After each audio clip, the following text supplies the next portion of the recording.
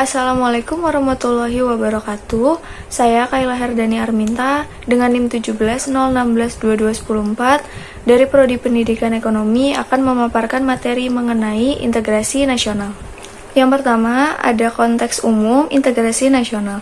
Integrasi nasional adalah upaya menyatukan seluruh unsur suatu bangsa dengan pemerintah dan wilayahnya. Menurut Howard Riggins, integrasi berarti penyatuan bangsa-bangsa yang berbeda dari suatu masyarakat menjadi suatu keseluruhan yang lebih utuh atau memadukan masyarakat-masyarakat kecil yang banyak menjadi satu bangsa. Menurut Myron Weiner, integrasi memiliki 5 definisi. Yang pertama, integrasi merujuk pada proses penyatuan berbagai kelompok, budaya, dan sosial. Yang kedua, integrasi menunjuk pada masalah pembentukan wewenang kekuasaan nasional pusat. Yang ketiga, integrasi menunjuk pada masalah menghubungkan antara pemerintah dengan yang diperintah. Yang keempat, integrasi menunjuk pada adanya konsensus terhadap nilai minimum yang diperlukan masyarakat dalam memelihara tata tertib sosial. Dan yang terakhir, integrasi menunjuk pada penciptaan tingkah laku yang terintegrasi dan diterima demi mencapai tujuan bersama. Pentingnya integrasi nasional. Integrasi masyarakat merupakan kondisi yang diperlukan bagi negara untuk membangun kejayaan nasional demi mencapai tujuan yang diharapkan. Akan mengalami kerugian, baik kerugian material maupun mental spiritual apabila masyarakat suatu negara diwarnai oleh konflik. Selain itu, banyak pula potensi sumber daya yang dimiliki oleh negara yang dapat digunakan untuk melaksanakan pembangunan bagi kesejahteraan masyarakat, tetapi harus dikorbankan demi menyelesaikan konflik yang terjadi. Negara yang diwarnai oleh konflik akan sulit mewujudkan kemajuan. Integrasi masyarakat memang merupakan sesuatu yang sepertinya mustahil untuk diwujudkan karena setiap masyarakat menyimpan potensi terjadinya konflik atau pertentangan.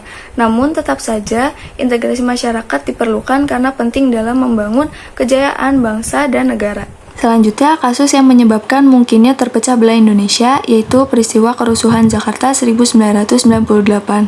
Kerusuhan Jakarta 1998 menjadi salah satu peristiwa kelam dalam sejarah bangsa Indonesia.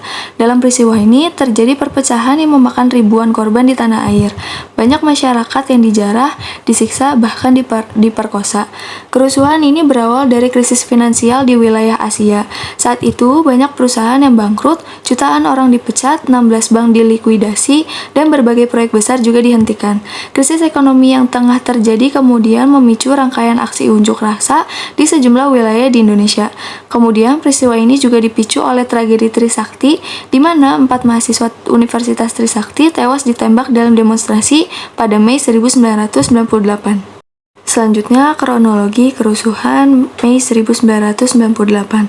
Tanggal 12 Mei 1998, pukul 13.15, para mahasiswa sampai di depan kantor Wali Kota Jakarta Barat. Saat itu, terjadi perundingan antara pihak polisi dengan para mahasiswa. Kesepakatan yang dicapai ialah para mahasiswa tidak melanjutkan aksi unjuk rasa mereka ke MPR atau DPR. 15 menit setelahnya, para mahasiswa melakukan aksi damai di depan kantor Wali Kota Jakarta Barat. Tidak berselang lama, pihak polisi pun meminta agar mahasiswa kembali ke dalam kampus.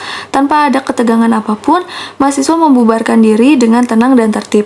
Namun, tiba-tiba terjadi tembakan dari arah belakang barisan mahasiswa. Mendengar suara tembakan tersebut, para mahasiswa lantas berlarian dan berusaha menyelamatkan diri.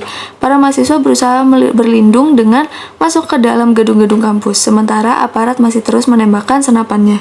13 Mei 1998, dilakukan jumpa pers yang dihadiri oleh Pangdam Jaya Maijen TNI Syafri Samsudin di Mapolda Metro Jaya. Kemudian, mahasiswa dari berbagai kota, yaitu Jakarta, Bogor, Tangerang, dan Bekasi berdatangan ke Universitas Trisakti untuk menyatakan belasungkawa. 2 jam setelahnya, kerusuhan massa mulai terjadi di Jakarta. Berbagai aksi perusakan dan pembakaran bangunan serta kendaraan bermotor terjadi. Mulanya, kerusuhan ini terjadi di kawasan sekitar kampus Trisakti. Tetapi, aksi kerusakan dan pembakaran meluas hingga ke kawasan lainnya. 14 Mei 1998, aksi kerusuhan yang awalnya hanya terjadi di Jakarta mulai merembet ke kota-kota lainnya seperti Bogor, Tangerang, dan Bekasi. Pembakaran, perusakan, serta penjarahan toko dilakukan oleh massa. Kota Bogor, Tangerang, dan Bekasi saat itu sudah lumpuh total. Pada kerusuhan ini, banyak toko dan perusahaan dihancurkan oleh amukan massa, terutama milik warga Indonesia keturunan Tionghoa. Amuk masa ini membuat para pemilik toko ketakutan dan menulis muka toko mereka dengan tulisan milik pribumi atau pro-reformasi, karena penyerangan hanya fokus ke orang-orang Tionghoa. Beberapa dari mereka tidak ketahuan, tetapi ada juga yang ketahuan bukan milik pribumi. Sebab dan alasan kerusuhan ini masih banyak diliputi ketidakjelasan dan kontroversi sampai hari ini. Namun, umumnya masyarakat Indonesia secara keseluruhan setuju bahwa peristiwa ini merupakan sebuah lembaran hitam sejarah Indonesia. Sementara beberapa pihak, terutama pihak Tionghoa, berpendapat ini merupakan tindakan pembasmian atau genosida terhadap orang Tionghoa. Dampak dari peristiwa kerusuhan Mei 1998 yang pertama, angka resmi menunjukkan sebanyak 499 orang tewas dalam peristiwa kerusuhan Mei 1998 ini. Selain itu, lebih dari 4.000 gedung juga hancur atau terbakar, serta kerugian fisik yang ditanggung oleh pemerintah Indonesia sendiri sebesar 2,5 triliun rupiah. Konflik kerusuhan Mei 1998 ini menyebabkan kerugian material, yaitu banyak gedung dan fasilitas sarana-prasarana umum lainnya yang hancur hingga mengalami kerugian mencapai 2,5 triliun rupiah, dan kerugian mental spiritual seperti perasaan khawatir, cemas, ketakutan, hingga tekanan mental berkepanjangan yang menimbulkan trauma. Hingga saat ini, belum diketahui secara pasti apa yang menyebabkan masyarakat menyerang etnis Tionghoa. Maka dari itu, penting sekali adanya integrasi nasional agar masyarakat dapat lebih menghargai adanya perbedaan, baik itu perbedaan suku, agama, ras maupun budaya. Sekian pemaparan materi mengenai integrasi nasional dari saya. Kurang lebihnya mohon maaf. Wassalamualaikum warahmatullahi wabarakatuh.